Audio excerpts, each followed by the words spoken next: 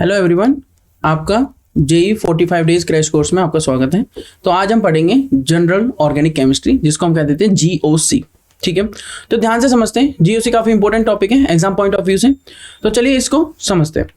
तो आप यहाँ पे देख सकते हैं जीओसी में हम काफी इंपॉर्टेंट टॉपिक्स कवर करेंगे। तो जो जेई का सिलेबस है वो आप यहाँ पर देख सकते हैं। Tetravalency of carbon, shapes of simple molecules, hybridization SNP की, classification of organic compounds based on functional groups and those containing halogens, oxygens, nitrogen और सल्फर। उसके बाद हम देखेंगे homologous series, isomerism, structural and stereo isomerism. Nomenclature भी देखना है, trivial and IUPAC दोनों टाइप की, covalent bond fission, homolytic and heterolytic type के, फ्री रेडिकल्स देखने, कार्बोकटाइंस होते हैं इसमें, कार्बोनाइंस होते हैं, स्टेबिलिटी देखनी कार्बोकटाइंस की, फ्री रेडिकल्स की, इलेक्ट्रोफाइल्स देखने हैं और न्यूक्लियोफाइल्स देखने हैं। फिर इलेक्ट्रॉनिक डिस्प्लेसमेंट आ जाती है, जिसमें आ जाते हैं चार इफेक्ट: इंडक्टिव इफेक्ट जिसको आई इफेक्ट बोल देते हैं, इलेक्ट्रोमेरिक इफेक्ट जिसको ई इफेक्ट बोल देते हैं, रेजोनेंस जिसको एम इफेक्ट या मेसोमेरिक इफेक्ट भी बोल देते हैं, और या फिर आर इफेक्ट, और उसके बाद आ जाता है हाइपर कॉन्जुगेशन इफेक्ट। ठीक है जी। तो उसके बाद हम देखेंगे कुछ कॉमन टाइप्स ऑर्गेनिक रिएक्शंस की, जैसे सब्स्टिट्यूशन रिएक्शन हो गई, एडिशन रिएक्शन हो गई, एलिमिनेशन रिएक्शन हो गई एंड रीअरेंजमेंट रिएक्शन हो गई। ठीक है, ये हमारा जेई का सिलेबस है। चलिए अब आगे बढ़ते हैं हम। हाइड्रोकार्बन चैप्टर इंपॉर्टेंट है एग्जाम पॉइंट ऑफ व्यू से। एक क्वेश्चन यहां से आता है लगभग 4 नंबर का। ठीक है, चलिए तो पहले समझ लेते हैं हम अपने कॉन्सेप्ट्स को, जो कि है हाइब्रिडाइजेशन का कॉन्सेप्ट्स। सो हाइब्रिडाइजेशन कॉन्सेप्ट्स में क्या होता है, आप ध्यान से समझिए। आपने ये 11th क्लास में भी पढ़ा होगा केमिकल बॉन्डिंग वाले चैप्टर में। तो होता क्या है हाइब्रिडाइजेशन में, तो आप यहां पर देख सकते हैं हमारे क्या होते हैं। मान लो ये s ऑर्बिटल है, ये p ऑर्बिटल है। अब p ऑर्बिटल में 3 होते हैं, एक हो गया px, एक हो गया py, एक हो गया pz। मैं मान लेता हूं कि s और px कंबाइन हो गई। नेक्स्ट टाइम मैं मान लेता हूं x भी कंबाइन हुआ px के साथ और py भी आ गया साथ में। फिर मैं मान लेता हूं s, px और py और pz तीनों कंबाइन हो जा सकते हैं। ये मैं कुछ बेसिक एग्जांपल्स ले रहा हूं। इनके अलावा भी dsp2, dsp3 इस तरह की हाइब्रिडाइजेशन, d2sp3, sp3d2 वो भी पॉसिबल होती हैं। चलिए अगर spx कंबाइन हो तो हमारे पास हाइब्रिडाइजेशन आएगी sp हाइब्रिडाइजेशन। अगर x और py भी कंबाइन हो तो हमारे पास हाइब्रिडाइजेशन आ जाएगी sp2, और अगर ये तीनों p और s कंबाइन होता है तो हाइब्रिडाइजेशन आ जाएगी sp3। अच्छा, जितने एटॉमिक ऑर्बिटल्स कंबाइन होते हैं ना, उतने ही आपके हाइब्रिडाइज्ड ऑर्बिटल बनते हैं, जिन्हें हाइब्रिड ऑर्बिटल कह देते हैं। तो ये नंबर आपका इक्वल रहेगा, ये चीज आपको ध्यान रखनी है। ठीक है, तो sp हाइब्रिड ऑर्बिटल कितने बनेंगे, कितने ऑर्बिटल कंबाइन हुए इनिशियली? 2। एक s कंबाइन हुआ और एक p कंबाइन हुआ है। तो आप यहां पर देख सकते हैं अगर एक s और एक p कंबाइन हुआ तो आपके नए 2 ऑर्बिटल बने हैं। इस तरीके से आप इनको शो कर सकते हैं। इन दोनों का नाम ही है sp हाइब्रिडाइज्ड ऑर्बिटल। यहां पर 3 बनेंगे, जिन तीनों का नाम क्या होगा? sp2 hybridised orbital. यहां पर 4 ऑर्बिटल बनेंगे, 1 2 3 4, और चारों का नाम क्या होगा? sp3 hybridised orbital. चलिए अब देख लेते हैं कॉन्सेप्ट को। आप यहां पर देख सकते हैं ये ग्राउंड स्टेट का इलेक्ट्रॉनिक कॉन्फ़िगरेशन है। 2px1, 2p51 और 2pz खाली पड़ा है। तो आप यहां पर देखिए 1s2, 2s2, 2p2, ये कार्बन के बारे में बात हो रही है।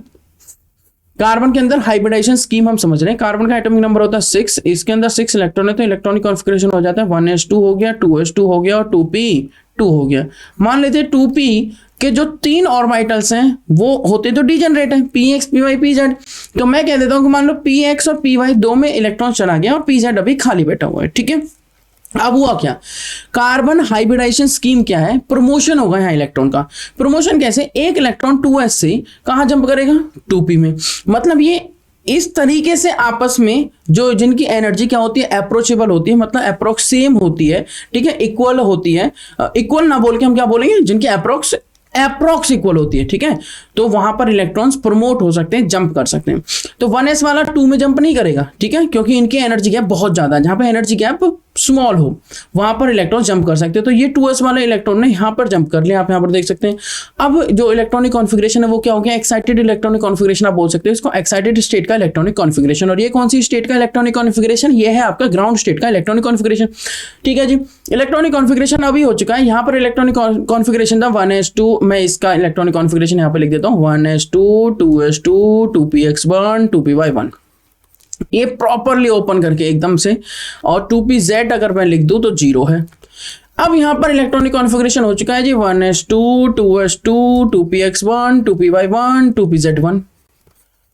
अब यहाँ पर जो p के तीनों ऑर्बिटल्स हैं उन तीनों में इलेक्ट्रॉन्स हैं। आप यहाँ पर देख सकते हैं अगर ये हाइब्रिडाइजेशन के अंदर जाता है कौन कौन, अगर सिर्फ ये 1s तो कुछ भी नहीं है। आप यहाँ पर देखिए एक जो है ऑर्बिटल का यहाँ पे यूज हुआ है 2s और 2px का, और दोनों हाइब्रिडाइजेशन में गए हैं, दोनों की एनर्जी सेम हो जाती है, तो ये बन गए आपके नए हाइब्रिडाइज्ड ऑर्बिटल जिसे हम बोलेंगे sp हाइब्रिडाइजेशन। यहाँ पे 3 ऑर्बिटल गए हैं तो हो गए sp2, यहाँ पे 4 गए हैं तो एक s और 3p तो हो गया sp3 हाइब्रिडाइजेशन। ठीक है, इसकी जो शेप होती है लीनियर होती है sp हाइब्रिडाइजेशन की, जैसे कार्बन ट्रिपल बॉन्ड कार्बन में आप देख सकते हैं इस कार्बन की हाइब्रिडाइजेशन sp3 है तो शेप लीनियर होगी। ट्राइगोनल प्लेनर जैसे bf3 आप देख सकते हैं, bh3 आप देख सकते हैं, टेट्राहेड्रल जैसे ch4 आइडियल टेट्राहेड्रल एंगल इसमें प्रेजेंट होता है। ठीक है, ये आपके sp3 हाइब्रिडाइज्ड होता है ये वाला कार्बन। तो इस तरीके के आप एग्जांपल्स हाइब्रिडाइजेशन से समझ सकते हैं। चलिए मूव करेंगे नेक्स्ट पॉइंट पर। नेक्स्ट पॉइंट काफी इंपॉर्टेंट है, आप यहां पर देख सकते हैं नेक्स्ट चीज जो कि होगी शेप। शेप कैसी होगी देखिए, ये है हमारी sp3 हाइब्रिडाइजेशन जो आपको मैंने बताया था टेट्राहेड्रल, और मैंने एग्जांपल भी लिया था किसका CH4 का। तो जो कार्बन सेंटर में है ये इसके 4 हाइब्रिडाइज्ड ऑर्बिटल हैं। देखिए ये sp3 है, ये भी sp3 है, ये वाला भी sp3 है, और इधर ये भी क्या है sp3। मतलब एक कार्बन के पास 4 नए ऑर्बिटल हैं जो कि sp3 हाइब्रिडाइज्ड ऑर्बिटल हैं। आप उन्हें इस तरीके से भी ड्रॉ कर सकते हैं। ये sp3 हो गया, ये sp3 हो गया, ये भी sp3 हो गया, और ये भी sp3 है। ठीक है, ये 4 sp3 हाइब्रिडाइज्ड ऑर्बिटल हैं। अब इनके साथ Cl जुड़ता है या H जुड़ता है या जो भी अदर आइटम जुड़ता है वो आप यहाँ पर देख सकते हैं। ये आपके sp2 हाइब्रिडाइजेशन है। ये केस है आपका किसका, आप देख सकते हैं यहाँ पर बना हुआ C डबल बॉन्ड C, इधर H और इधर H, इसको हम कहते हैं इथीन। क्या कहते हैं, इथ प्लस इन इथीन। क्या कहते हैं, इथ प्लस इन इथीन। यहाँ पर आप देख सकते हैं जो sp2 हाइब्रिडाइजेशन है, यहाँ पर हाइड्रो देखो, यहाँ पर भी हाइड्रोजन के साथ एक बॉन्ड बना हुआ है। सारे सिग्मा बॉन्ड है, 1 2 3 4 सिग्मा बॉन्ड है इसके अंदर। यहाँ पर भी हाइड्रोजन ने सिग्मा बॉन्ड बना रखा है। ये हाइड्रोजन का और जो कार्बन का जो सिग्मा बॉन्ड बना है ये किस किस के बीच में बना है, ये कार्बन का sp2 और हाइड्रोजन का s यूज हुआ है। यहाँ पर जो सिग्मा बॉन्ड बना है कार्बन कार्बन के बीच में वो बना है कार्बन के sp2 और कार्बन के sp2 से।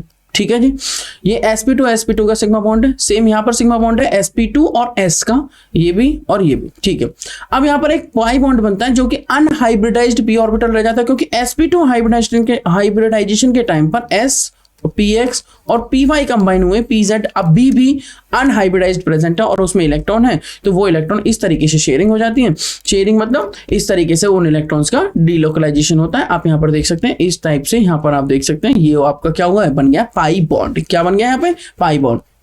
तो ये पाई इलेक्ट्रॉनिक क्लाउड है, ऊपर इलेक्ट्रॉन्स और नीचे इलेक्ट्रॉन्स घूम रहे हैं। जो इनके बीच का एंगल है यहाँ पर आप देख सकते हैं 116.6 डिग्री होता है, और यहाँ पर जो ये वाला एंगल है 121.7 डिग्री है। जो ये बॉन्ड लेंथ है ये वाली 134 पिकोमीटर, और ये कार्बन कार्बन की बॉन्ड लेंथ 134 और कार्बन हाइड्रोजन की बॉन्ड लेंथ 110 पिकोमीटर। उसके बाद एक हाइब्रिडाइजेशन आप देख सकते हैं sp हाइब्रिडाइजेशन। sp हाइब्रिडाइजेशन जैसा कि मैंने बताया ये आपका बॉन्ड है C ट्रिपल बॉन्ड C और H और H, जिसे हम इथिलीन या फिर एसिटिलीन भी बोल देते हैं। ठीक है, ये आइन है मतलब एल्काइन है, और एल्काइन के केस में आपके यहाँ कार्बन के sp हाइब्रिडाइज्ड ऑर्बिटल है, यहाँ पर कार्बन का sp हाइब्रिडाइज्ड ऑर्बिटल है। और ये जो है ये बॉन्ड जो बना है वो इन दी प्लेन पेपर पे, ये जो बॉन्ड बना है ये बिलो दी प्लेन पेपर पे। ठीक है, एक इन दी प्लेन पेपर और एक below the plain paper, 2 type से बॉन्ड बने, क्योंकि आप देख सकते हैं जो ये ऑर्बिटल्स होते हैं ये 90 डिग्री पे होते हैं एक दूसरे के। ठीक है, तो ये 2px 2py ये सारे आप ऑर्बिटल्स देख सकते हैं। यहाँ पे एक सिग्मा और 2 पाई बॉन्ड है, एक सिग्मा और 2 पाई बॉन्ड। जो पाई बॉन्ड्स बने वो अनहाइब्रिडाइज्ड p ऑर्बिटल्स ने बनाए हैं, और जो सिग्मा बॉन्ड है वो हाइब्रिडाइज्ड sp हाइब्रिडाइज्ड ऑर्बिटल ने बनाया है। ये चीज आपको माइंड में रखनी है हमेशा। ठीक है, ये हमारे हो गए शेप ऑफ मॉलिक्यूल्स। यहाँ पे कुछ एग्जांपल्स लिए हमने sp sp3 और sp2 हाइब्रिडाइजेशन को दिखाया एग्जांपल्स के साथ। अब आते हैं नेक्स्ट बात पर, हम जीओसी पढ़ना चाह रहे थे। तो जीओसी में सबसे पहली बात आती है कि functional group. Functional group actually में एक एंटिटी है, एक कंपाउंड हो सकता है, एक मॉलिक्यूल हो सकता है, जो एक्चुअली में बताता है कि उसकी कैरेक्टरिस्टिक, उसकी केमिकल कैरेक्टरिस्टिक को डिसाइड करता है, केमिकल प्रॉपर्टीज को डिसाइड करता है।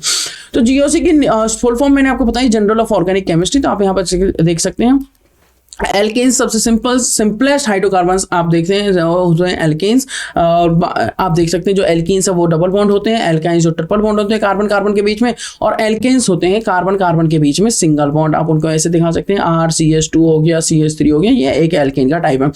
अल्कोहल में फंक्शनल ग्रुप होता है OH, एल्डिहाइड में फंक्शनल ग्रुप होता है CHO, इसको आप ओपन करके भी लिख सकते हैं RC डबल बॉन्ड O और H। उसके बाद कीटोन्स में फंक्शनल ग्रुप होता है ये वाला C डबल बॉन्ड O, मतलब अगर कार्बन डबल बॉन्ड O, जिस इस C डबल बॉन्ड O को हम कह देते हैं, मैं आपको यहां पर शो करता हूं, RC double bond O R-। ये जो C डबल बॉन्ड O होता है इसे हम कहते हैं carbonyl carbon. C double bond O को हम क्या कहते हैं, कार्बोनिल कार्बन। इस कार्बोनिल कार्बन की दोनों साइड अगर H है तो ये एल्डिहाइड है, अगर एक साइड R दूसरी साइड H है तब भी ये एल्डिहाइड है, अगर दोनों साइड R है तब ये कीटोन होगा। मतलब सिर्फ ये एक कंडीशन है कीटोन होने की। मतलब आप ये कह सकते हैं कि कीटोन जो ग्रुप होता है वो हमेशा सेंटर में होगा, मतलब बीच में होगा, कभी भी टर्मिनल पर नहीं आएगा। ठीक है, बिटवीन द चेन आएगा। ठीक है, कहाँ पर आएगा, बिटवीन द चेन।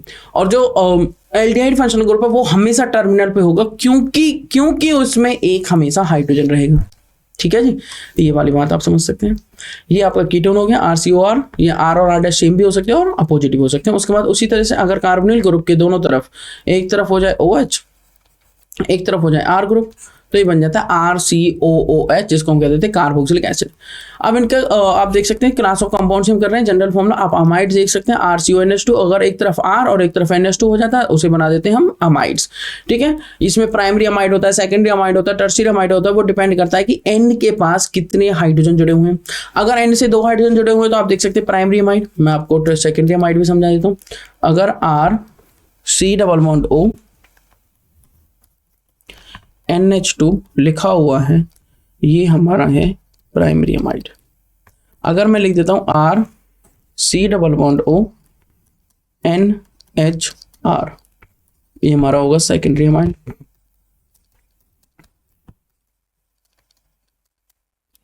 ये हमारा होगा टर्शियरी अमाइड। यहाँ पे R प्राइम भी कर सकते हैं और R डबल प्राइम भी कर सकते हैं।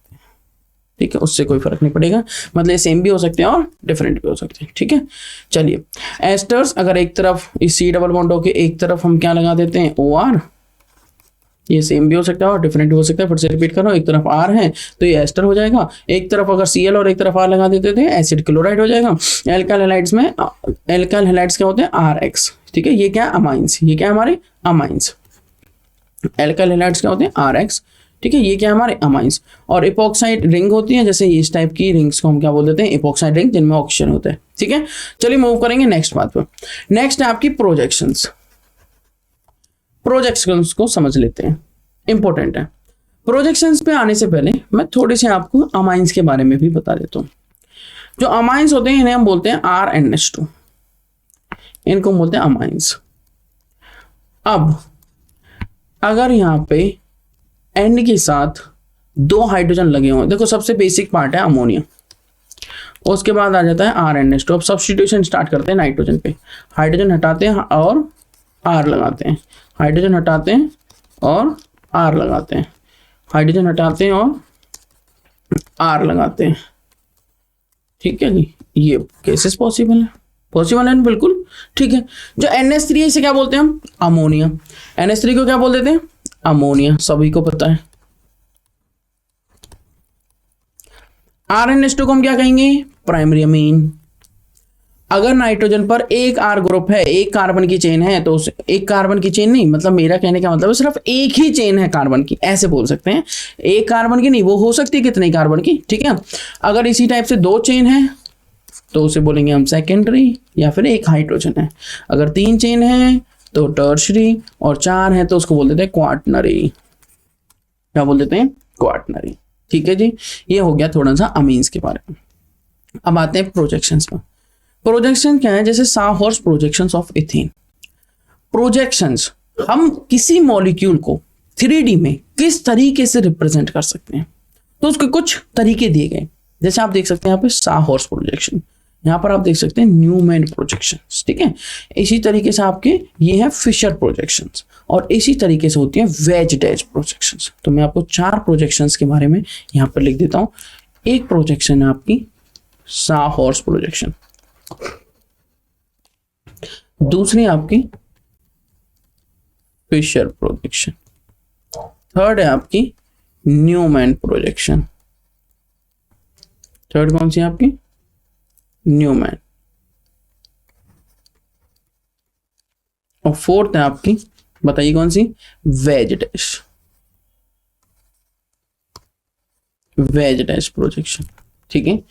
साहॉर्स कुछ इस तरीके से होती है, वाई से आप समझ सकते हैं कुछ इस तरीके से, ये एक वाई अगर दोनों वाई एक साइड है, एक बार एक वाई को उल्टा कर देंगे, ठीक है।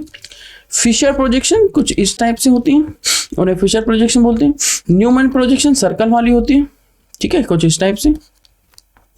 वेज डैश प्रोजेक्शन आप जैसे पढ़ चुके हो, कार्बन एक बॉन्ड इधर एक बॉन्ड इधर, ये दोनों इन प्लेन में है, और ये मान लो आउट ऑफ द प्लेन चला गया। ये जो बॉन्ड है जो मैं सॉलिड लाइन से दिखा रहा हूँ, इस बॉन्ड को हम बोलेंगे आउट ऑफ द प्लेन, मतलब ये कहाँ गया है बताइए अबव द प्लेन, ये ऑब्जर्वर की तरफ आया है। किसकी तरफ आया है? ये ऑब्जर्वर की तरफ।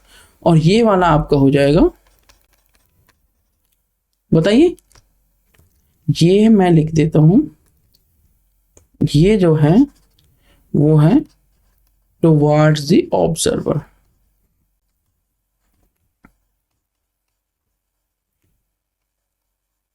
और ये जो है ये है अवे द ऑब्जर्वर।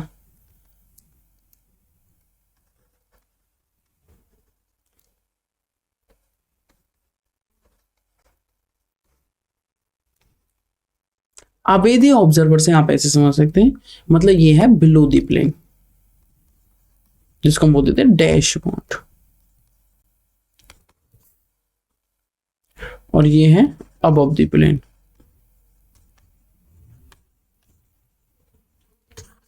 ठीक है जी, ये वेज डैश रिप्रेजेंटेशन होगा। चलिए अब इन प्रोजेक्शंस को समझ लेते हैं। आप यहां पर देखेंगे तो आप देख सकते हैं पहले साहॉर्स प्रोजेक्शन ऑफ एथेन। अब ये एथेन क्या है? एथेन एक मॉलिक्यूल है, हाइड्रोकार्बन है, जिसमें एक कार्बन पर 3 हाइड्रोजन, कार्बन कार्बन के बीच में सिंगल बॉन्ड, और ये 3 हाइड्रोजन, यही तो है एथेन। इसको थोड़ा ओपन करके लिख देते हैं, carbon hydrogen hydrogen hydrogen carbon hydrogen hydrogen hydrogen hydrogen. ये एक सिंपल रिप्रेजेंटेशन होगी एक पेपर पे, ठीक है। इसको किस तरीके से दिखाएं? देखो, ये कार्बन है जिसको मैंने यहां पे लिखा है, ये कार्बन है, ठीक है। इस कार्बन पर 3 हाइड्रोजन ग्रुप लगे हुए हैं, ये लगे हुए। इसके सामने एक कार्बन बनाया ये वाला, वो ये वाला कार्बन है, उस पर भी 3 ग्रुप लगे हुए हैं, बिल्कुल लगे हुए हैं, ये लगे हुए हैं। अब हुआ क्या है यहाँ पे, सिंपल सी बात समझिए। अब हुआ क्या है, इस कार्बन पर भी 3 हाइड्रोजन ग्रुप है, उस कार्बन पर भी 3 हाइड्रोजन ग्रुप है, और जब आप इनकी प्रोजेक्शंस देखोगे तो आप देखोगे एक हाइड्रोजन ऊपर, 2 हाइड्रोजन साइड में जा रहे हैं, है ना। उसको भी देखिए, एक हाइड्रोजन ऊपर की तरफ, 2 हाइड्रोजन साइड में जा रहे हैं। अब ऐसे समझिए, ये एक जो ये लाइन है बीच वाली, यहाँ पे एक कार्बन है, इधर एक कार्बन है, एक हाइड्रोजन ऊपर, एक हाइड्रोजन आपकी तरफ, एक हाइड्रोजन मेरी तरफ, एक हाइड्रोजन ऊपर, एक हाइड्रोजन आपकी तरफ, एक हाइड्रोजन मेरी तरफ। अब मैं क्या करता हूं, जैसे कि मान लो जी ये मेरी लाइन है, अब ये 2 पेन है, दोनों आपको दिख रहे हैं। अभी आपको जल्दी से बताइए कितने पेन दिख रहे हैं, जल्दी बताइए। 1 पेन, और अभी भी मेरे पास 2 है, समझिए ना, कितने पेन दिख रहे हैं? 1 पेन, मेरे पास कितने हैं? 2। अब आपको कितने पेन दिख रहे हैं? 1 पेन, मेरे पास कितने? 2। समझने वाली बात यह है कि जब ये प्रोजेक्शंस जो इस वाले कार्बन पर जो ग्रुप है और इस वाले कार्बन पर जो ग्रुप है, अगर वो दोनों सेम है, तो ये वाला ग्रुप इस वाले ग्रुप को पूरी तरीके से कवर कर लेगा, और हमें ये पीछे वाले कार्बन के ग्रुप्स नहीं दिखाई देंगे अगर हम इसको इस तरीके से देखें तो मुझे फ्रंट पे जो यहाँ पे इधर और इधर की साइड जो कार्बन है, कार्बन पर जो हाइड्रोजन है वो दिखाई देंगे, पीछे वाले नहीं दिखाई देंगे। बट अगर मैं इस वाले हाइड्रोजन को जो यहां पर है इधर, उसको घुमा के 180 डिग्री घुमा के नीचे ले आता हूं, पूरा 180 डिग्री घुमाना है, हुआ क्या, जो प्रोजेक्शंस पहले क्या थी, दोबारा सुन लीजिए, यहां, यहां और यहां पर थी, और इस वाले कार्बन पर ऊपर एक हाइड्रोजन, इधर एक हाइड्रोजन और इधर एक हाइड्रोजन था। अब मैंने इसको ऐसे घुमाया है तो जो ऊपर वाला हाइड्रोजन है वो नीचे आ गया, और जो इधर वाला है वो इधर चला गया 180 पे, जो इधर वाला है वो इधर चला गया 180 पे। बिल्कुल सही बात। अब हुआ क्या, जब मैं इसको देख रहा हूं, चाहे मैं ऐसे देखूं या मैं ऐसे देखूं, तो इसको ऐसे समझ सकते हैं, ये एक वाई बना हुआ है, ये वाला वाई उल्टा था, अब ये वाई सीधा हो गया। अब यहां पर कोई ग्रुप ही नहीं है, यहां पर एक ग्रुप है तो मुझे ये दिख रहा है, यहां पर कोई ग्रुप नहीं है बट यहां पर एक ग्रुप आ गया है, समझिए। इसी तरीके से इधर की साइड एक ग्रुप आ गया है, यहां पर कोई ग्रुप नहीं, तो मुझे अभी सारे ग्रुप दिख रहे हैं। तो इस फॉर्म को हम बोलते हैं एक्लिप्स्ड फॉर्म, जिसमें अगर आप इसको ऐसे देखें, ऐसे, तो आपको सिर्फ एक ही कार्बन के सारे ग्रुप दिखाई देंगे। बट अगर इस वाई को आप उल्टा कर देते हैं, ये है आपका उल्टा वाई और ये हो गया वाई सीधा, इसको मैंने रोटेट किया है 180 डिग्री। एक्लिप्स्ड वर्ड आपने सुना होगा, एकदम से कवर कर लेना। तो ये फुली कवर्ड है, फुली कवर, ठीक है जी। और ये कवर्ड नहीं है, स्टैगर्ड है, ये हमें दिख रहे हैं सारे एटम्स।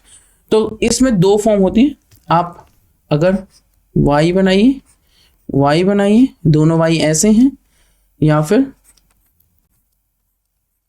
दोनों वाई ऐसे हैं और आप यहां से देख रहे हैं, तो आपको सिर्फ ये दिखेगा, और इस फॉर्म को बोल देते हैं एक्लिप्स्ड फॉर्म। अगर किसी भी एक वाई को आप रोटेट कर देते हैं, मान लीजिए इस तरीके से, इसको बोल देते हैं स्टैगर्ड फॉर्म। क्लियर? तो वाई से आप समझ सकते हैं। नेक्स्ट आती है फिशर प्रोजेक्शन, जिसमें आप डी और एल कॉन्फ़िगरेशन ग्लूकोज के केस में समझ सकते हैं। बाकी फिशर प्रोजेक्शन में क्या है, इस तरीके से उन्हें दिखाया जाता है। अब आप यहाँ पे देख सकते हैं, ये ग्लूकोज का स्ट्रक्चर है। ग्लूकोज का फॉर्मूला आप सभी को पता है, ग्लूकोज का फॉर्मूला होता है C6H12O6, हमारी बॉडी के लिए काफी ज्यादा जरूरी है। और ग्लूकोज को हम इस तरीके से रिप्रेजेंट कर सकते हैं, ये एक एल्डोज है। एल्डोज मतलब इसके पास एक एल्डिहाइड ग्रुप है जिसमें 6 कार्बन आप यहाँ पर देख सकते हैं। तो सबसे पहले एक सिंपल लाइन लेनी है, बीच में 1 2 3 4 लाइन्स लेनी है। सबसे ऊपर एक ग्रुप लगाना है जिसको CHO बोलेंगे, सबसे नीचे एक ग्रुप लगाना है जिसको CH2OH कहेंगे। आप ग्लूकोज बना रहे हैं तो फर्स्ट OH राइट में रख देंगे, सेकंड OH लेफ्ट में रख देंगे, थर्ड OH राइट में रख देंगे। अब फोर्थ OH पे कंडीशन आ जाती है, जो बच जाता है उसको हाइड्रोजन रख देंगे। अगर फोर्थ OH में राइट में रख देता हूं, ठीक है, एक बार मैं इसको रेड से यहाँ पर बॉन्ड को दिखा देता हूँ, ठीक है जी, ताकि आप समझ जाओ। अब मैं क्या करता हूँ, दूसरा स्ट्रक्चर बनाता हूँ फिर से ग्लूकोज का, 1 2 3 4, सबसे नीचे CH2OH, सबसे ऊपर CHO, फिर क्या करना है, first OH right, second OH left, third OH right, बाकी सारे हाइड्रोजन पूरे कर दीजिए। अब अगर आपने यहाँ पर OH को राइट में बनाया है तो इस OH को मैं बना देता हूँ लेफ्ट में और हाइड्रोजन कर देता हूँ राइट में। इस बॉन्ड को दिखा देता हूँ ग्रीन कलर से, ताकि आपको एक क्लैरिफिकेशन हो कि हम किस बॉन्ड के बारे में बात कर रहे हैं, ठीक है जी। अब रेड वाले केस में, रेड वाले बॉन्ड के केस में आप देख सकते हैं OH राइट में, ग्रीन वाले बॉन्ड के केस में OH लेफ्ट में। अगर OH राइट में तो इसको बोल देते हैं डी, डी मतलब डेक्स्ट्रो, डेक्स्ट्रो मतलब राइट, क्या डी ग्लूकोज। अगर ये लेफ्ट में है OH तो इसको बोल देते हैं L. What is L? L मतलब लीवो, लीवो मतलब लेफ्ट। कौन सा एल? L glucose. किसका स्ट्रक्चर बना रहे हैं हम? ग्लूकोज का। ये फिशर प्रोजेक्शन है ग्लूकोज की, जिसमें डीएल एंड कॉन्फ़िगरेशन इस तरीके से हम डिसाइड करते थे, जो कि हम बायोमोलिक्यूल्स में अच्छे से डिस्कस करेंगे, ठीक है, डोंट वरी। तो ये OH राइट में है तो इसको बोलेंगे डी ग्लूकोज, ये OH अगर लेफ्ट में आ जाता है तो इसको बोलेंगे एल ग्लूकोज, बाकी पूरा स्ट्रक्चर सेम रहेगा, ठीक है। तो ये हमारी होगी फिशर प्रोजेक्शंस। अब आती है next projections, Newman projections of ethane. Newman projections में 2 कार्बन होते हैं, एक कार्बन को डॉट से दिखाया जाता है और एक कार्बन को दिखाया जाता है सर्कल से। चलिए समझ लेते हैं। एक कार्बन को दिखाएंगे सर्कल से और एक कार्बन को दिखाएंगे डॉट से, ठीक है, ऐसे दिखाते हैं। तो मैंने क्या किया, ये एक कार्बन हो गया, मान लीजिए उस पर 3 हाइड्रोजन लगे हुए, एक हाइड्रोजन इधर, एक हाइड्रोजन इधर, एक हाइड्रोजन इधर। ये कुछ किसकी तरह है बताइए? साहॉर्स की तरह। आप ध्यान से देखिए, जब मैंने साहॉर्स ड्रॉ किया था तो एक कार्बन दूसरे कार्बन से मैच करिए, एक हाइड्रोजन ऊपर लगाया, एक हाइड्रोजन ऊपर लगा दीजिए, एक हाइड्रोजन इधर लगाया, एक हाइड्रोजन इधर लगाया, तो एक हाइड्रोजन इधर लगा दीजिए और एक हाइड्रोजन इधर लगा दीजिए। ये तो साहॉर्स है। अब आप इस वाले को तो डॉट ही रहने दीजिए और इस डॉट को आप ऐसे समझिए कि एक रिंग है छोटी सी, जिसको आप खींच के बड़ा कर रहे हैं। तो हुआ क्या, और ये इस वाली बॉन्ड लेंथ को कम कर दीजिए, मान लीजिए कंप्रेसिबल है और फिट हो जाते हैं। तो अब पीछे आप ऐसे समझिए कि आपने इस वाली को खींच के क्या कर दिया, बड़ा कर दिया, सर्कल बन गया, और पीछे इसको पीछे धकेल दिया तो डॉट पे जाके फिट हो गया। यही तो हुआ होगा कुछ। क्या दिख रहा है अभी आपको, इस वाले स्ट्रक्चर से इस वाले स्ट्रक्चर में देखें तो इसमें एक हाइड्रोजन ऊपर, ठीक है, ये वाला हाइड्रोजन ऊपर, ये आ गया, यही तो था, बस बड़ा ही तो किया, इसको वापस छोटा कर देंगे, फिर बड़ा कर देंगे, फिर छोटा कर देंगे, इतना ही तो होना है। ये हाइड्रोजन इधर है और ये हाइड्रोजन इधर है। बट जो पीछे वाला टॉप है, जो पीछे वाला डॉट है, ये डॉट है, ये है वो, ये वाला कार्बन, इस पे भी हाइड्रोजन ऊपर की तरफ है, उसको कहाँ दिखाएं, उसको यहाँ पे दिखा देंगे, ये रहा हाइड्रोजन। ये इधर हाइड्रोजन है, उसको कहाँ पे दिखाएं, उसको भी यहीं पे दिखा देंगे, उसको भी यहीं पे दिखा देंगे। आप यहाँ पर देख सकते हैं, इस तरीके से उन्हें हम शो करेंगे, ठीक है, इस तरीके से उन्हें हम क्या करेंगे, शो। जैसे कि मैं यहाँ पर आपको करके दिखा देता हूँ, तो क्या करेंगे हम, इसको इधर दिखा देंगे, ये रहा हाइड्रोजन, और इसको इधर दिखा देंगे, ये रहा हाइड्रोजन। अब ये मैंने आपको दिखाए हैं बट एक्चुअली में दिख नहीं रहे हैं, यही तो समझना है, समझिए ध्यान से। जब मैंने वाई वाली पोजीशन आपको बनाई कि एक हाइड्रोजन इधर है, एक हाइड्रोजन इधर है, एक हाइड्रोजन इधर है, एक हाइड्रोजन इधर है, पीछे वाले कार्बन पर और आगे वाले कार्बन पर एक हाइड्रोजन इधर है और एक हाइड्रोजन इधर है, और मुझे सिर्फ एक वाले कार्बन दिख रहा है। अगर आप अपनी तरफ से देखें तो भी आपको एक ही दिखेगा। रीजन क्या है, रीजन ये है कि पीछे आगे वाले ने पीछे वाले को ग्रुप सेम होने की वजह से पूरी तरीके से कवर कर लिया है। सेम इस केस में हो रहा है, बट इस केस में हम उसको दिखाएं कैसे, इसको तो हमने थोड़ा सा टिल्ट करके दिखा रखा है, बट इसको कैसे दिखाएं, सर्कल को, तो इसलिए इसमें टिल्ट नहीं करके हमने थोड़ा सा साइड में लिख रखा है। बट एक्चुअली में जो ये वाला हाइड्रोजन है व्हाइट वाला, वो इस कलर के हाइड्रोजन के बिल्कुल एग्जैक्टली ऊपर है। जैसे कि अभी आपको सिर्फ मेरे एक हाथ की फिंगर्स दिखाई दे रही है, दूसरा हाथ नहीं दिखाई दे रहा है, समझिए मेरी बात, ठीक है। जैसे अभी आपको मेरे एक हाथ की फिंगर्स दिखाई दे रही है, दूसरे हाथ की नहीं दिखाई दे रही, चाहे मैं किसी भी एंगल से आपको दिखाऊं, इस एंगल से दिखाऊं तो दिख रहा है, अगर आप इसको इस एंगल से देखोगे तो आपको दोनों हाइड्रोजन दिखेंगे, बिल्कुल ठीक बात है, ठीक है। तो इसने इसको पूरी तरीके से कवर कर रखा है, इसने इसको पूरी तरीके से कवर कर रखा है, इसने इसको पूरी तरीके से कवर कर रखा है, क्योंकि ये सेम ग्रुप है। डिफरेंट होते तो बात अलग होती।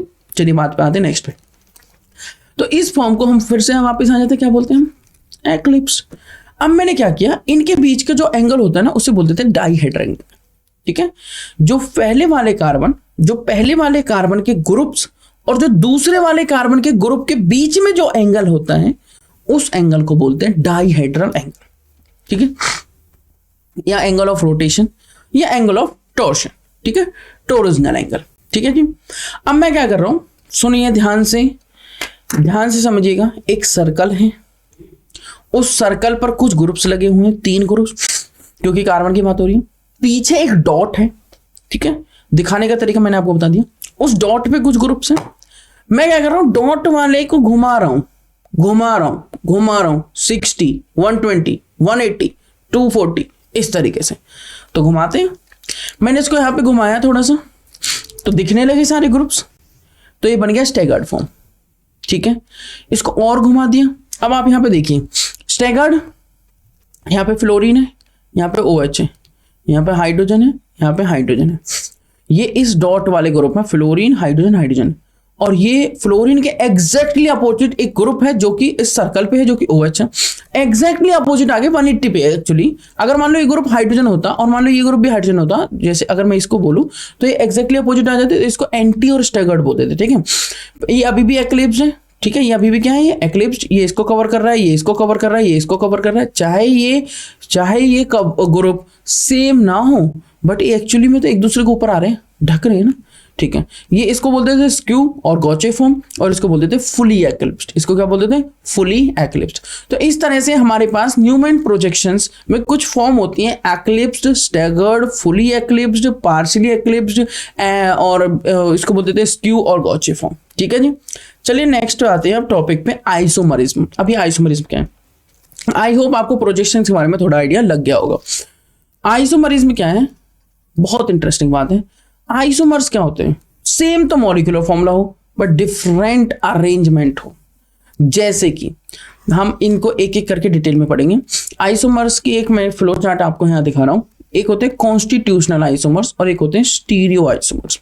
स्टीरियो आइसोमर्स में हम पढ़ रहे हैं कॉन्फिगरेशनल और कॉन्फॉर्मेशनल आइसोमर्स, और उसके बाद कॉन्फिगरेशनल में फिर से पढ़ेंगे ज्योमेट्रिकल और ऑप्टिकल आइसोमर्स।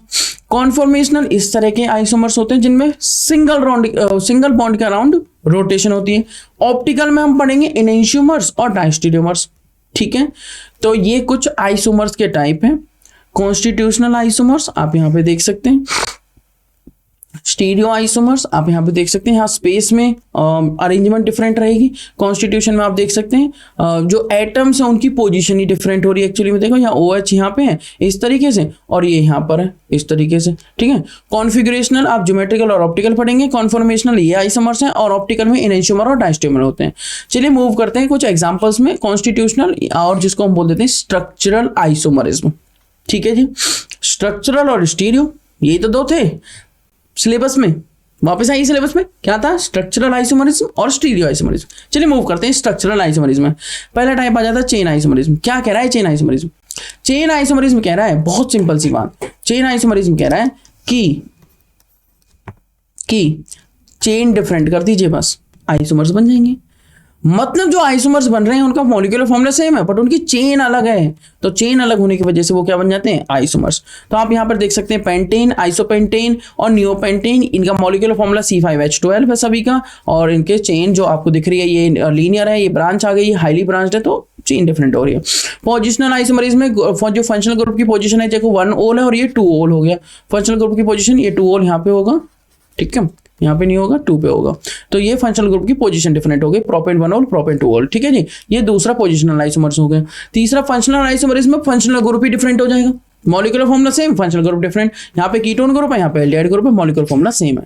मेटामरिज्म ये एक स्पेशल टाइप की आइसोमरिज्म है जिसको स्पेशल टाइप की पोजिशनल आइसोमरिज्म बोल सकते हैं, जो सिर्फ उन्हीं ग्रुप्स में होगी जिन ग्रुप्स के दोनों तरफ कुछ ना कुछ लगा हुआ होता है। जैसे हो गया ईथर, जैसे हो गया थायो ईथर, जैसे हो गया कीटोन, इन ग्रुप्स में ये पाई जाती हैं। जैसे यहाँ पे CH3CH2 CH3CH2 मतलब डाइथाइल ईथर हो गया। और यहाँ पे एक तरफ एक बड़ी चेन और एक तरफ छोटी चेन है, मॉलिक्यूलर फॉर्मूला सेम है बट ये मिथाइल प्रोपाइल ईथर है। मतलब जो फंक्शनल ग्रुप है एक्चुअली उसकी पोजीशन डिफरेंट हो रही है ना, फंक्शनल ग्रुप सेम है, पोजीशन डिफरेंट हो रही है। पोजिशनल आइसोमरिज्म का टाइप है बट स्पेशल टाइप की पोजिशनल आइसोमरिज्म है जो सिर्फ उन्हीं फंक्शनल ग्रुप में हो सकती है जिनके दोनों साइड कोई ग्रुप्स लगे हुए हैं, एक बीच में एक एटम है जैसे ऑक्सीजन सल्फर और कोई ग्रुप है। फिर आते हैं टॉटोमरिज्म और रिंग चेन आइसोमरिज्म, ये भी स्ट्रक्चरल आइसोमरिज्म के ही पार्ट है। टॉटोमरिज्म में इंपॉर्टेंट है कीटो इनोल आइसोमरिज्म। इनोल ये फॉर्म होती है जिसमें डबल बॉन्ड इन और ये OH होता है, तो इन प्लस ओल बन जाता है इनोल, इन प्लस ओल, इसको हम क्या बोल देते हैं, इनोल फॉर्म। और ये हमारी कीटो फॉर्म होती है, ठीक है। यहाँ पे हाइब्रिडेशन होते हैं और ये प्रोटॉन ट्रांसफर होता है, बस यहाँ पे और कुछ नहीं होता है। क्या होता है, प्रोटॉन ट्रांसफर। ये वाला हाइड्रोजन इधर से उठ के इधर आ गया है और ये डबल बॉन्ड इधर चला गया है, तो ये क्या हो जाए C डबल बॉन्ड O और CH2, ठीक है जी। और इसी तरीके से लैक्टम फॉर्म, ये लैक्टिन फॉर्म, इसी तरीके से अमाइन और इमीन में हो जाती है, अमाइड और इमिडिक एसिड में बन जाती है। इनको हम बोल देते हैं टॉटोमरिज्म। रिंग चेन आइसोमरिज्म में क्या है, रिंग चेन आइसोमरिज्म, ये 6,6H12 में एक कंपाउंड रिंग में रहेगा और वो चेन में भी एग्जिस्ट कर सकता है। जैसे मान लो ये साइक्लोहेक्सेन है, 6 मेंबर की रिंग, ये साइक्लोपेंटेन बनाया, एक मिथाइल लगा दिया, मिथाइल साइक्लोपेंटेन, ये 1 हेक्सीन बना दिया, तो ये चेन है, ये रिंग है, ये रिंग भी है और चेन भी है, तो इस तरीके से इनको बोल देते हैं रिंग चेन आइसोमरिज्म। नेक्स्ट आते हैं कॉन्फॉर्मेशनल आइसोमर्स का एक ग्राफ। देखिए एनर्जी इधर की तरफ इंक्रीज हो रही है, मैंने आपको बहुत सारी फॉर्म्स दिखाई, तो आप यहाँ पर देख सकते हैं ये एक्लिप्स फॉर्म है, कवर्ड है, हाई एनर्जेटिकली रहेगी। ये भी एक्लिप्स्ड है, फुली कवर्ड नहीं है बट कवर्ड है, ठीक है, 120 डिग्री के एंगल पे घुमाया हुआ है। ये एक्लिप्स्ड है और ये भी एक्लिप्स फॉर्म है। यहाँ पर आप स्टेगर्ड फॉर्म देख सकते हैं, बिल्कुल ठीक है। इस तरीके से ये 60 डिग्री के एंगल पे है, ये 180 डिग्री एंगल पे हो गई और ये फिर से किस एंगल पे आ गई। अच्छा हम किसको देख रहे हैं, किसकी बेस पे कह रहे हैं, हम इसकी बेस पे कर रहे हैं, ठीक है। ये हाइड्रोजन हाइड्रोजन बिल्कुल ढके हुए हैं, ये हाइड्रोजन हाइड्रोजन किस पे आ गए, 120 डिग्री पे। ये हाइड्रोजन हाइड्रोजन अभी भी किस मतलब एक तरीके से यहाँ से घुमाते हुए 240 पे आ गए और फिर से घुमाते हुए अगर इनको मैं घुमा दूँ तो 360 घुमा दिया, ठीक है। तो ये इस फॉर्म इस एंगल पे आप देख सकते हैं घुमाने पे आपको एक्लिप्स्ड और इस एंगल पे आपको स्टैगर्ड फॉर्म मिलती है। स्टैगर्ड फॉर्म एक्लिप्स फॉर्म से थोड़ी सी स्टेबल होती है, ठीक है। आप देख सकते हैं एनर्जी में नीचे है और वो एनर्जी में ऊपर बैठे हुए। आप इस ग्राफ की पीक्स को देख सकते हैं, पीक्स पे एक्लिप्स फॉर्म बैठी हुई है और जो इसका जो डेप्थ है, जो नीचे वाला पॉइंट है उस पर कौन बैठा हुआ है, स्टैगर्ड, ठीक है। चलिए अब इनके बीच में थोड़ा सा डिफरेंस पढ़ लेते हैं, कॉन्फिगरेशनल और कॉन्फॉर्मर्स। कॉन्फॉर्मेशंस क्या होती है और कॉन्फिगरेशंस क्या होती है। Conformations these are the 3D arrangements, 3 dimensional arrangements in space, ठीक है, of the atoms in a molecule which are interconvertible by rotation around a single bond. मैंने आपको बताया था जिनको एक सिंगल बॉन्ड के अराउंड रोटेशन करके क्या चेंज किया जा सके, उन्हें कह देते हैं conformation. Their interconversion does not require any breaking and making of bond, सिर्फ बॉन्ड को रोटेट किया जा रहा है तभी तो ये सिंगल बॉन्ड में हो रही है। यहाँ पे कोई ब्रेकिंग और कोई मेकिंग ऑफ बॉन्ड नहीं हो रहा है, सिर्फ बॉन्ड को रोटेट किया जा रहा है। कॉन्फ़िगरेशन में समझिए, these are the 3D arrangements in space of the atoms in a molecule which are not interconvertible by rotation around a single bond। ठीक है, जो interconvertible ना हो सिर्फ सिंगल बॉन्ड को रोटेट करके। Their interconversion is possible only through breaking and making of bonds. कैसे possible है? ब्रेकिंग करके और बॉन्ड मेक करके। आप यहां पर देख सकते हैं, मैंने आपको दिखाया constitutional isomer, stereo isomer. Stereo में आते हैं दो टाइप, कॉन्फ़िगरेशनल और कॉन्फॉर्मेशनल, और उसके बाद ज्योमेट्रिक और ऑप्टिकल आते हैं आपके किसमें, ज्योमेट्रिकल और ऑप्टिकल आते हैं आपके कॉन्फ़िगरेशनल में। और ये कॉन्फॉर्मेशनल है जहाँ पे आप देख सकते हैं इस बॉन्ड को किस तरीके से रोटेट किया है। ठीक है, आप यहाँ पर क्लियरली विजिबल है ये कि इस बॉन्ड को किस तरीके से रोटेट किया गया है। ये दोनों सेम दिख रहे हैं और इसको रोटेट करके हाइड्रोजन को ऊपर ले जाया गया है। ठीक है, और ये एनेंटियोमर और डायस्टेरियोमर्स, हम सारी बातें अभी पढ़ेंगे। चलिए मूव करेंगे नेक्स्ट बात पर। ज्योमेट्रिकल आइसोमर्स का ये आपको आई होप समझ में आ गया होगा कि जो कॉन्फ़िगरेशन है और जो कॉन्फॉर्मेशन है उनमें क्या क्या डिफरेंस है। ठीक है, जो कॉन्फ़िगरेशन है उनका इंटर कन्वर्जन पॉसिबल है सिर्फ बॉन्ड को ब्रेक करके या मेक करके, बट कॉन्फॉर्मेशंस जो होती हैं उनको बिगर बॉन्ड ब्रेक की भी इंटर कन्वर्ट किया जा सकता है, बॉन्ड ब्रेक और बॉन्ड बनाए बिगर। चलिए ज्योमेट्रिकल आइसोमरिज्म में आते हैं। जो ज्योमेट्रिकल आइसोमरिज्म है वो जो फर्स्ट उसमें हमें थोड़ी सी बातें पढ़नी है। जो first point of difference rule रहेगा वो हायर एटॉमिक नंबर है, वो प्रायोरिटी के बेस पर रहेगा। अगर फर्स्ट एटम दोनों सब्स्टिट्यूएंट्स में सेम है तो हमें नेक्स्ट एटम पर चलना है। जैसे डिक्शनरी में अगर एक लेटर सेम हो जाता है तो नेक्स्ट लेटर पर चलते हैं। Along both substituent change until the first point of difference is determined. ठीक है, दोनों साइड चलना है। In multiple bonds atoms are treated as if they have the same number of single bonds atoms as they have attached to multiple bond. ठीक है, मान लीजिए आपने लिखा सी डबल बॉन्ड हो, तो इसको कैसे ट्रीट करेंगे हम? सी दो ऑक्सीजन से अटैच्ड है, इस तरीके से। ठीक है, ऐसे हम इनको ट्रीट करते हैं। और ऑक्सीजन, ये वाला ऑक्सीजन दो कार्बन से कनेक्ट है, मतलब एक कार्बन से तो इधर हो गया और एक कार्बन से इधर हो गया, इस तरीके से हम इनको ट्रीट करते हैं। चलिए मूव करेंगे नेक्स्ट बात पर, जो कि है कायरलिटी। कायरलिटी क्या कहती है? कायरलिटी ये कहती है कि जो मॉलिक्यूल्स हैं वो कायरल होना चाहिए और कायरलिटीली एक्टिव होना चाहिए अगर उसकी मिरर इमेज क्या है? Super imposable, should not be super imposable on it's mirror image, मतलब एक दूसरे पर सुपर इम्पोजिबल नहीं है। और इसके लिए उसके पास plane of symmetry, centre of symmetry, इनकी क्या होनी चाहिए? एब्सेंस होनी चाहिए। क्या होनी चाहिए? इनकी क्या होनी चाहिए? एब्सेंस। प्लेन ऑफ सिमेट्री आप देख सकते हैं, जैसे इस प्लेन को मैं अगर इस ए प्लेन है और इसको मैं इस तरीके से एकदम काट देता हूं बीच में से, तो आप देख सकते हैं दोनों जो साइड बनेंगे एग्जैक्टली इक्वल होंगे। अगर उठा के उसको ऐसे रख दूं तो वो सुपर इम्पोज कर जाएंगे। मान लीजिए मेरे पास कोई भी चीज है जो एकदम सिमेट्रिकल है, मान लीजिए पेन एकदम सिमेट्रिकल है, इधर ये कुछ नहीं है, ये इसको अगर मैं इसको ऐसे कट कर देता हूँ और इसको ऐसे जोड़ देता हूँ तो एक दूसरे को सुपर इम्पोज कर देंगे, तो ये कायरल थोड़ी हुआ। इसी तरीके से सेंटर ऑफ सिमेट्री आप यहाँ पे देख सकते हैं। सेंटर ऑफ सिमेट्री, ये सेंटर ऑफ सिमेट्री का केस है। आप एक सेंटर से आप यहाँ देखिए, इसमें जो है इधर CH3 मिल रहा है, इधर CH3 मिल रहा है, तो इसमें क्या आई? Centre of symmetry. इसमें क्या आई? Centre of symmetry. ये उनके पास एब्सेंस होनी चाहिए, मतलब एलिमेंट्स ऑफ सिमेट्री एब्सेंट होनी चाहिए। ठीक है, कायरल सेंटर वह सेंटर है जिसमें चारों जो सब्स्टिट्यूएंट है वो डिफरेंट होने चाहिए। मतलब जैसे कार्बन मैंने लिखा, उसके बाद मैंने लिखा हाइड्रोजन, उसके बाद मैंने लिखा Cl, उसके बाद मैंने लिखा Br, उसके बाद मैंने लिख दिया F। तो ऐसा कुछ अगर बन रहा है तो ये चारों ग्रुप डिफरेंट है, तो इसे हम कायरल सेंटर कह सकते हैं। ठीक है, RS नोमेनक्लेचर के रूल्स, R फॉर रेक्टस और S फॉर सिनिस्टर। स्टेप्स क्या हैं देखिए। Lowest group should be on dashed. सबसे पहली बात है, जिस ग्रुप को आप प्रायोरिटी दे रहे हो वो डैश बॉन्ड पे होना चाहिए, मतलब बिलो द प्लेन होना चाहिए, मतलब अवे द ऑब्जर्वर होना चाहिए। ये इंपॉर्टेंट बात है यहाँ पर। सेकेंड पॉइंट कहता है गिव द प्रायोरिटी एज पर CIP रूल। जो CIP रूल्स है हमारे कान, इन गोल्ड और प्रीरोग वाले जो रूल्स हैं उनके अकॉर्डिंग हमें ग्रुप्स को प्रायोरिटी देनी है। और थर्ड पॉइंट कहता है कि R हमें लिखना है क्लॉकवाइज रोटेशन के लिए। अगर किसी की रोटेशन आ रही क्लॉकवाइज तो R, और किसी की रोटेशन आ रही एंटी क्लॉकवाइज तो उसके लिए देना S। R फॉर रेक्टस और S फॉर सिनिस्टर। ठीक है, R फॉर क्या है? रेक्टस और S फॉर क्या है? सिनिस्टर। इस तरीके से भी आप इस बात को समझ सकते हैं। चलिए मूव करेंगे हम नेक्स्ट बात पर। नेक्स्ट बात क्या कहती है? वेरी इंपॉर्टेंट, जो कि है एनेंटियोमर। एनेंटियोमर क्या है? Enantiomers mirror images of each other. Enantiomer में आपने क्या लिया? वो आइसोमर्स जिनकी जब आपने, वो ऑप्टिकल आइसोमर्स जिनकी जब आपने मिरर इमेज बनाई ना, तो वो मिरर इमेज एक दूसरे के ऊपर क्या हो, सुपर इंपोज हो। मतलब सुपर इंपोज हो जाए, बताइए, नॉन सुपर इंपोजेबल। तो इसमें एक वर्ड मैं ऐड करूंगा, अगर वो सुपर इंपोजेबल हो जाए तो वो एनेंशियोमर नहीं होंगी। तो इसके लिए क्या होना चाहिए, non superimposable, non superimposable mirror images होनी चाहिए।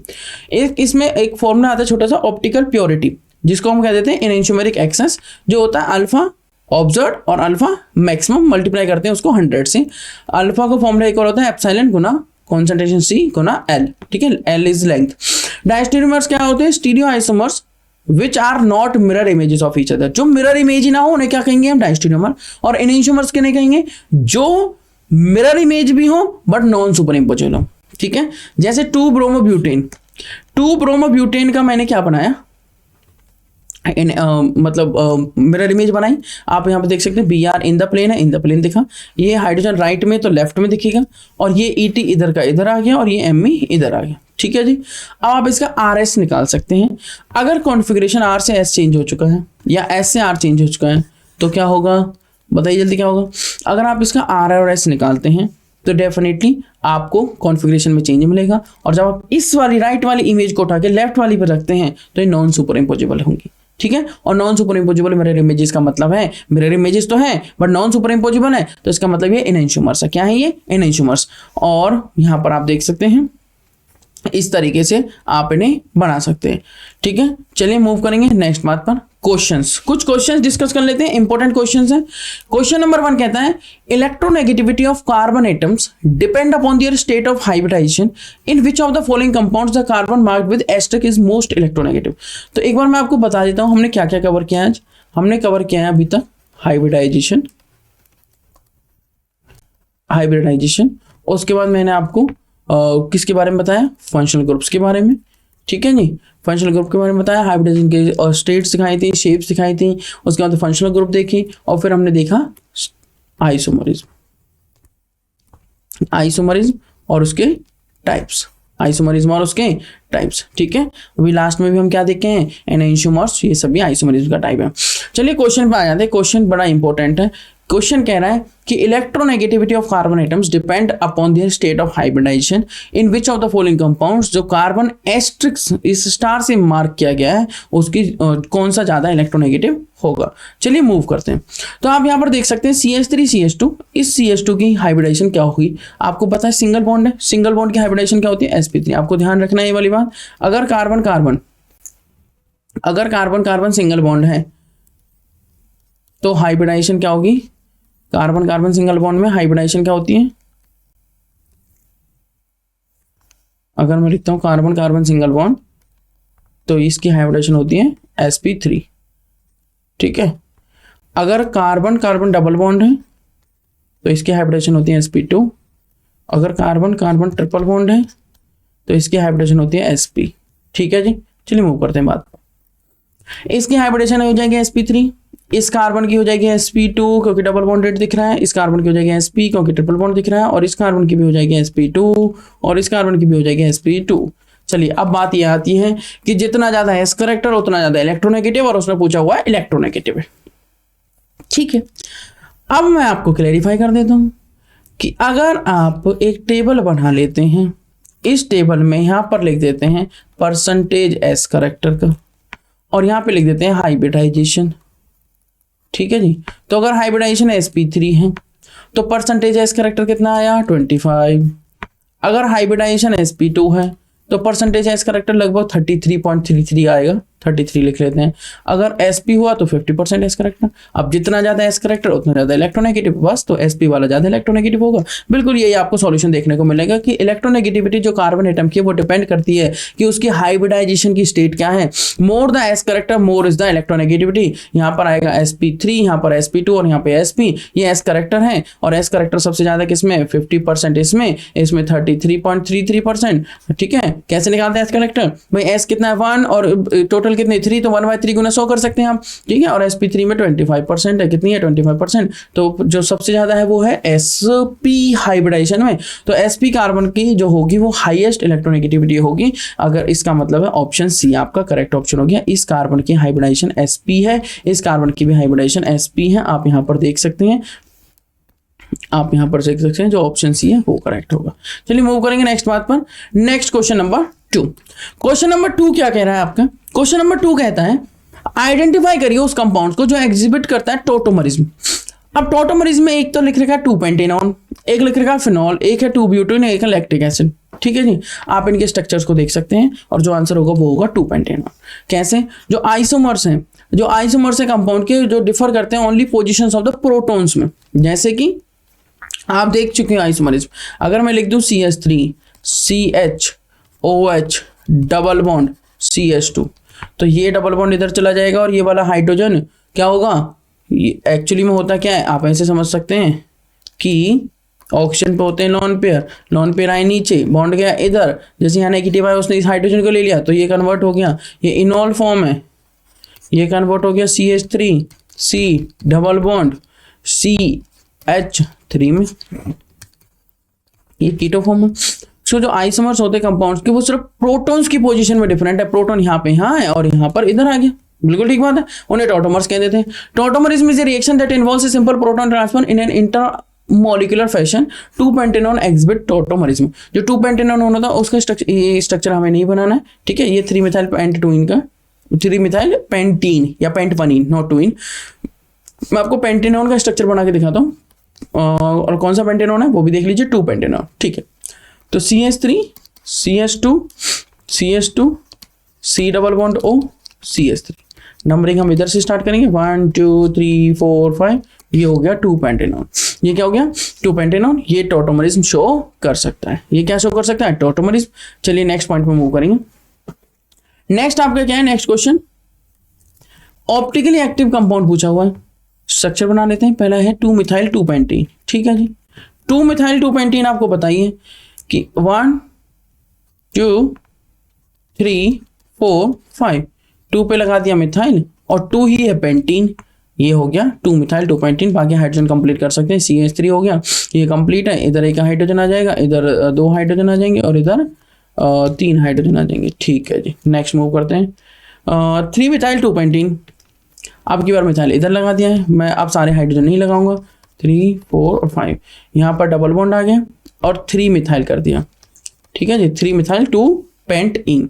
उसके बाद 4-मिथाइल 1-पेंटीन, अब बार 4-मिथाइल 1-पेंटीन कर दिया, मतलब C डबल बॉन्ड C 3 4 और 5 और 4 पे लगा दिया मिथाइल और उसके बाद कर दिया जी आपका 3-मिथाइल 1-पेंटीन। चलिए 3-मिथाइल भी देख लेते हैं। 1 2 3 4 और 5 और 1-पेंटीन, ये हो गया। अब आप यहाँ पर देख सकते हैं इन सभी स्ट्रक्चर्स में आप जब ड्रॉ करेंगे तो ये वाला जो स्ट्रक्चर है, इस वाले कार्बन पर चारों ग्रुप्स आपको डिफरेंट दिख रहे हैं, तो ये वाला क्या होगा, ऑप्टिकली एक्टिव होगा। तो आप इसका स्ट्रक्चर मैं आपको पीछे वाले क्वेश्चंस में दिखा देता हूँ। ये इसका स्ट्रक्चर है, आप यहाँ पर देख सकते हैं इसका स्ट्रक्चर। जो स्ट्रक्चर है वो 3-मिथाइल 1-पेंटीन का है, इस तरीके से आपका बनेगा। यहाँ पर 3 ग्रुप्स हैं, यहाँ पर 2 ग्रुप सेम है, यहाँ पर एक हाइड्रोजन है, एक तरफ इथाइल है, एक तरफ ये ग्रुप लगा हुआ है जिसको हम क्या कहते हैं, इथिनाइल। क्या कहते हैं, इथिनाइल, या फिर आप इसे विनाइल भी कह सकते हैं, ठीक है। और एक तरफ मिथाइल है, तो ये है 3-मिथाइल 1-पेंटीन और इसका स्ट्रक्चर डिफरेंट है। तो इसका आंसर जो होगा वो आंसर होगा जो 2 compounds which contain the same number and kind of atoms and bonds and different spatial arrangement of the atoms but have non super imposable mirror images are called optical isomers, ठीक है। Optical isomers can occur when there is an asymmetric carbon atom. It forms a chiral center of the molecule. So 3-methyl 1-penteen यहाँ पर optical isomerism show कर रहा है, ठीक है। Optical isomers में enantiomers, ठीक है, और हो सकते हैं ऑप्टिकली एक्टिव जो होते हैं वो एनेंशियोमर्स होते हैं। चलिए मूव करेंगे। विच of the following compounds will show metamerism. Metamerism मैंने आपको बताया था एक स्पेशल टाइप की पोजिशनल आइसोमरिज्म है। मेटामरिज्म क्या है, एक स्पेशल टाइप की पोजिशनल आइसोमरिज्म। अगर ये एक स्पेशल टाइप की पोजिशनल आइसोमरिज्म है तो इसका मतलब इसे सिर्फ वही शो कर सकते हैं जिनमें एक फंक्शनल ग्रुप के जो दोनों साइड एटम्स हैं, दोनों साइड जो चेन्स हैं वो डिफरेंट हो, या जिनमें दोनों साइड ग्रुप्स अटैच्ड होते हों। जैसे मान लें इसमें कार्बन और कार्बन अटैच हो गया, CH3 CH3 तो डाइमिथाइल ईथर हो गया, इस तरीके से। चलिए देख लेते हैं। तो ये क्या है आपका, ये एक एस्टर ग्रुप है, CH3 हो गया जी, C डबल बॉन्ड हो गया, O हो गया, C2H5 हो गया। ये आपका थायो ईथर है, ये आपका ईथर है और ये भी आपका ईथर है। वो कह रहा है कि विच of the following compounds will show metamerism. Metamerism कौन सा कंपाउंड शो करेगा, मेटामरिज्म कौन सा कंपाउंड शो करेगा, ये क्वेश्चन आता है। आंसर देख लेते हैं। Metamerism is possible in ethers, thio ethers, secondary amines, esters etcetera. So the metamers belong to the same family but differ in the nature of alkyl groups. So ये है आपका CH3 COO C2H5। Ethyl acetate will not show metamerism. Ethyl acetate यहां पर metamerism show नहीं करेगा, ठीक है। तो आप यहां पर देख सकते हैं जो इथाइल एसीटेट है उसको हम ऐसे लिख सकते हैं CH3 COO और यहां पर लिख सकते हैं CH2 CH3, ठीक है जी। ये तो ये आपका है which of the following compounds will show metamerism, ये आपका आंसर हो गया। चलिए मूव करेंगे नेक्स्ट बात पर। How many chiral compounds are possible on monochlorination of 2 methyl butane. एकदम से सिंपल क्वेश्चन आया है, 2 मिथाइल ब्यूटेन 1 2 3 और 4, ये लगा दिया मैंने CH3 ग्रुप।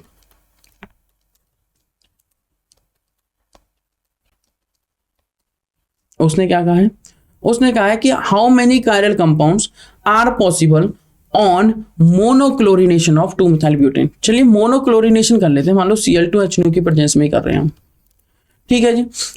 तो हमें ढूंढने हैं टाइप्स ऑफ हाइड्रोजन, ठीक है जी, क्योंकि उसने कहा है कितने कायरल कंपाउंड्स पॉसिबल होंगे जब हम मोनोक्लोरिनेशन करेंगे 2 मिथाइल ब्यूटेन का। तो पहले इसका मोनोक्लोरिनेशन करने पे कितने प्रोडक्ट बनेंगे वो देख लेते हैं। तो आप सॉल्यूशन यहाँ पर देख सकते हैं। जब इसका हम मोनोक्लोरिनेशन करेंगे तो यहाँ पर आप देखेंगे कि ये कायरल कार्बन है, कैसे, एक तरफ आया ग्रुप इथाइल, जब हमने क्लोरीन को ग्रुप को लगाया है कहां पर, इस वाले कार्बन पर, फर्स्ट कार्बन पर, ठीक है। क्लोरीन को कहां पे लगाया है, इस वाले हाइड्रोजन को सब्स्टिट्यूट किया है किसके साथ, Cl के साथ। तो एक तरफ आ गया आपका क्या, इथाइल ग्रुप, एक तरफ ये आ गया क्लोरो मिथाइल बोल सकते हैं आप इसे, एक तरफ आ गया मिथाइल और एक तरफ ये हाइड्रोजन ग्रुप है, तो ये वाला कायरल कार्बन है। दूसरा जो आया मैंने सेकंड कार्बन पर लगा दिया, इस वाले हाइड्रोजन को हटाया, इस वाले कार्बन पर ही ग्रुप लगा दिया, तो 1 मिथाइल 2 मिथाइल और यहाँ पे लगा दिए, ठीक है जी। Cl लग गया और चारों ग्रुप डिफरेंट है, ये भी कायरल हो गया, नहीं हुआ, कहाँ डिफरेंट है, मिथाइल ग्रुप सेम है। अगर मिथाइल ग्रुप सेम है तो ये डिफरेंट नहीं हुआ, और डिफरेंट नहीं हुआ तो ये क्या करेगा, ये कायरल नहीं होगा। तो इस वाली बात को यहाँ से रिमूव कर देता हूँ, बिल्कुल ठीक है, ये कायरल नहीं है, तो मैं क्या लिखूंगा, नॉट कायरल। अच्छा, चाहे मैं यहां पर लगाऊं या यहां पर लगाऊं, दोनों बात एक ही, दोनों हाइड्रोजन सेम इन्वायरमेंट में है, मतलब सेम तरह के दिख रहे हैं, तो ये बात एक ही है। तो एक मैं लगाता हूं इस पे, जब मैंने इस पे क्लोरीन लगाया एक हाइड्रोजन को सब्स्टिट्यूट करके, तो आप यहां पर देख सकते हैं CH3 C Cl H C H CH3 और CH3। तो यहां पर एक तरफ है मिथाइल, एक तरफ ये ग्रुप लगा हुआ है, इसको बताइए जल्दी से क्या बोलते हैं, एक कार्बन पर 2 CH3, जिसे हम बोल देते हैं आइसो, क्या बोल देते हैं, आइसो ग्रुप। तो ये आइसोप्रोपाइल हो गया, ठीक है जी। एक तरफ हाइड्रोजन है और एक तरफ क्लोरीन है, चारों ग्रुप डिफरेंट है, तो ये कायरल है, बिल्कुल ठीक बात। ये भी कायरल था, बिल्कुल ठीक बात। और उसके बाद इस पे आ जाते हैं, इस पे लगा दिया, अब इस पे लगा दीजिए। जब इस पे लगाए तो CH2Cl मिला, यहाँ CH2 है, यहाँ CH है, यहाँ CH3, यहाँ CH3 है। हमें कौन सा कार्बन देखना है, ये कार्बन। इस पे देखिए 2 हाइड्रोजन है, ग्रुप सेम है, 2 हाइड्रोजन ग्रुप सेम है, इधर एक मिथाइल इधर एक मिथाइल, ग्रुप सेम है, तो नॉट कायरल, नॉट कायरल, ठीक है। तो आपको क्लोरीनेशन, इसका जब आप क्लोरीनेशन करेंगे तो आप कितने कंपाउंड्स देख सकते हैं टोटल, आपको टाइप्स ऑफ हाइड्रोजन ढूंढने हैं। आप देख सकते हैं CH3 CH2 CH CH3 और CH3, ये आपके टाइप्स ऑफ हाइड्रोजन है। कितने टाइप्स के हाइड्रोजन हो सकते हैं, देखो ये हाइड्रोजन प्राइमरी है, ये भी प्राइमरी कार्बन है, ये कैसा है बताइए, 1 2 3 से जुड़ा हुआ है, तो टर्शरी। हाइड्रोजन की बात नहीं कर रहा हूँ, कार्बन की बात कर रहा हूँ, ठीक है। तो ये टर्शरी है, ये प्राइमरी, ये प्राइमरी, ये कैसा है सेकेंडरी, ये कैसा है प्राइमरी। अब प्राइमरी भी 3 तरीके के हैं, अब प्राइमरी में भी कुछ चेंज है। देखो ये प्राइमरी, ये एक अलग तरीके का होगा अगर इस पर मैं क्लोरीनेशन करता हूं, बट इन दोनों में से अगर मैं किसी पे क्लोरीनेशन करता हूं तो वो सेम एनवायरमेंट में है, तो इनमें से किसी एक को काउंट करना है। तो एक टाइप का हाइड्रोजन तो ये हो गया, एक टाइप यहां से आया 2, एक टाइप ये हो गया अलग ही है 3, और एक टाइप ये हो गया अलग ही है 4। तो मेरे पास 1 2 3 और 4, 4 प्रोडक्ट आने चाहिए। कितने प्रोडक्ट आने चाहिए मेरे पास? 4। और 4 प्रोडक्ट्स में से जिनमें से जो मतलब जब मैं सब्सटीट्यूशन करूंगा तो 2 हमारे क्या नहीं होंगे, 2 हमारे क्या नहीं होंगे, 4 में से 2 हमारे कायरल नहीं होंगे और 2 हमारे कायरल होंगे, तो आंसर कितना हो जाएगा? 2। ठीक है, आंसर कितना हो जाएगा? 2। चलिए मूव करेंगे नेक्स्ट क्वेश्चन पर। क्वेश्चन कह रहा है जो एल्कीन है जो ज्योमेट्रिकल आइसोमरिज्म एग्जिबिट कर सकती है। ज्योमेट्रिकल मतलब सिस और ट्रांस। सिस मतलब सेम साइड, यहाँ पे EZ भी आ जाता है, और ट्रांस मतलब डिफरेंट साइड या डायगोनल्स पर या 180 डिग्री पर। ठीक है, चलिए प्रोपीन बना लेते हैं। प्रोपीन कहता है कि मैं हूं CH3CH डबल बॉन्ड CH2। चलिए थोड़ा सा खोल के बना देते हैं। CH3CH डबल बॉन्ड C और H। इस हाइड्रोजन के साथ क्या है? CH3। अगर आप इसके साथ हाइड्रोजन भी लगा देते हैं तब भी हाइड्रोजन के साथ H ही था, क्या शो करेगा? नहीं करेगा। 2 मिथाइल प्रोपीन कह रहा है CH3CH, इस पे लगा दो CH3 double bond CH2, open कर लो। कह रहा है दो तरफ तो लगा दिए मिथाइल ग्रुप। आपको एक इंटरेस्टिंग बात बताऊं, मिथाइल को CH3 को हम Me भी लिख सकते हैं। अब आप कुछ भी चेंज कर लो, एनवायरमेंट तो सेम ही है, नहीं करेगा। 2 ब्यूटीन क्या ही करना चाहेगा, देख लेते हैं। CH3 हो गया, CH2 हो गया, CH2 हो गया। उसने बोला 2 ब्यूटीन, चलिए इसको हटा देते हैं, तो इसको भी हटा देते हैं क्योंकि ब्यूट के लिए तो 4 कार्बन होने चाहिए, और 2 पे लगा दिया डबल बॉन्ड, इधर लगा दिया CH3। ठीक है, 1 2 3 4 ये हो गया ब्यूट, और 2 पे क्या आ गया? इन, इधर एक हाइड्रोजन, इधर एक हाइड्रोजन। आप इसको देख लीजिए, क्या ही करेगा? बोलिए। बिल्कुल करेगा, बिल्कुल करेगा। क्यों करेगा? देखिए, C डबल बॉन्ड C, एक तरफ लगाया H, एक तरफ लगाया CH3, एक तरफ लगाया H, एक तरफ लगाया CH3। क्या H के सामने कौन है? CH3। इस H के सामने कौन है? CH3। और सेम सेम साइड भी है, ये सिस फॉर्म हो गई। चेंज करते हैं जरा इसको नेक्स्ट पेज पे। C double bond C, H के सामने लगा दिया H, CH3 के सामने लगा दिया CH3। H के सामने कौन है? H। बिल्कुल सही बात है, ट्रांसफॉर्म हो गई। कौन सी फॉर्म हो गई? ट्रांसफॉर्म। तो ये करेगा, ये करेगा। 2 मिथाइल 2 ब्यूटीन, इसको भी देख लेते हैं जी। 1 2 पे ग्रुप, और यहाँ पे लगा देते CH3, यहाँ पे आ गया हाइड्रोजन, इधर आ गया आपका 2 मिथाइल, और इधर भी क्या है? मिथाइल। क्या ही करेगा? 2 ग्रुप सेम है, ये तो कर ही नहीं पाएगा। बिल्कुल ठीक बात है। तो आंसर देख लेते हैं जरा, इसका आंसर क्या होना चाहिए। तो ये क्वेश्चन आपको सॉल्व करना है। 2 मिथाइल 2 ब्यूटीन, यहाँ पे क्या लिखा हुआ है?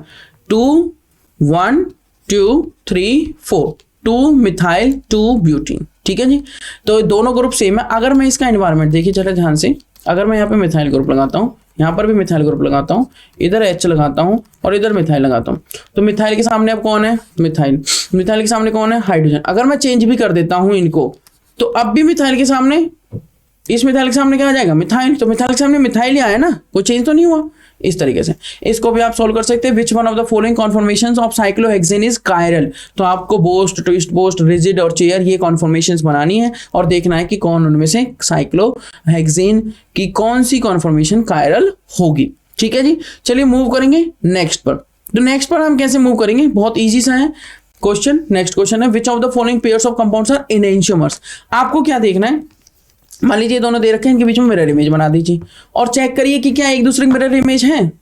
मिरर इमेज है तो उठा के रखिए, उठा के रखने पर अगर क्या मिलता है? Non super imposable mirror image, तो एनेंटियोमर। अगर सुपर इम्पोजेबल हो जाती है तो नॉट एनेंटियोमर। तो देखिए CH3 OH इधर राइट में था तो इधर कहाँ आना चाहिए था? सॉरी, इधर लेफ्ट में था तो इधर राइट में आना चाहिए था। तो ये तो मिरर इमेज ही नहीं है। इस तरीके से आपको चेक करना है। मिरर इमेज ही नहीं है तो डायस्टेरियोमर। ठीक है, सेम B C D चार ऑप्शंस में आपको इस तरीके से क्या करना है? चेक करना है। ठीक है, आई होप आप एनेंटियोमर, डायस्टेरियोमर और आइसोमर्स को अच्छी तरीके से समझ गए होंगे। नेक्स्ट क्वेश्चन जो आपको ट्राई करना है वो है which of the following will have meso isomer. ठीक है। Meso isomer also, meso isomers जिनके अंदर क्या हो, प्लेन ऑफ सिमेट्री हो, जिसके अंदर क्या हो, प्लेन ऑफ सिमेट्री, वो होंगे मीजो कंपाउंड्स। ठीक है, आपको इनको कंपाउंड्स ड्रॉ करने हैं, कंपाउंड्स ड्रॉ करने के बाद उनको चेक करना है कि क्या उनके अंदर प्लेन ऑफ सिमेट्री है। अगर प्लेन ऑफ सिमेट्री है, ठीक है, तो वो आपको कैसे लगेंगे, देखने में आपको लगेंगे कि वो ऑप्टिकली एक्टिव होंगे, बट एक्चुअली में वो ऑप्टिकली एक्टिव नहीं होंगे, क्योंकि प्लेन ऑफ सिमेट्री आने की वजह से वो मिरर इमेज सुपर इंपोजिबल हो जाएगी। कैसी हो जाएगी मिरर इमेज, सुपर इंपोजिबल। ठीक है जी। नेक्स्ट क्वेश्चन जो आपको ट्राई करना है वो है which of the following molecules contains asymmetric carbon atom.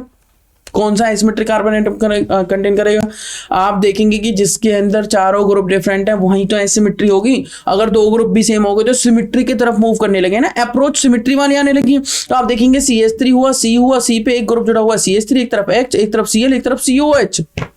समझने वाली बात यह है कि यही एसिमेट्रिक वाला होगा, बट इस तरीके से आपको सारे भी चेक करने हैं। ठीक है, हो सकता है एक से ज्यादा हो, CH3 CH2 COH, Cl CH2 CH2 COH और Cl2 CH COOH। ठीक है, इन कंपाउंड्स में आपको क्या चेक करनी है, एसिमेट्रिक कार्बन एटम को चेक करना है। जैसे कि अगर मैं सभी कंपाउंड्स के स्ट्रक्चर आपको बना के दिखाऊं तो आप यहां पर देख सकते हैं CH3 C पे एक H जुड़ा हुआ है, एक तरफ COH लगा हुआ है और एक तरफ Cl लगा हुआ है। ये फर्स्ट कंपाउंड है, यही तो है CH3 CH Cl COOH। उसके बाद है CH3 CH2 COH, मतलब CH3, उसके बाद CH COOH। ठीक है जी, ये सेकेंड है। उसके बाद थर्ड है Cl CH2 CH2 COH।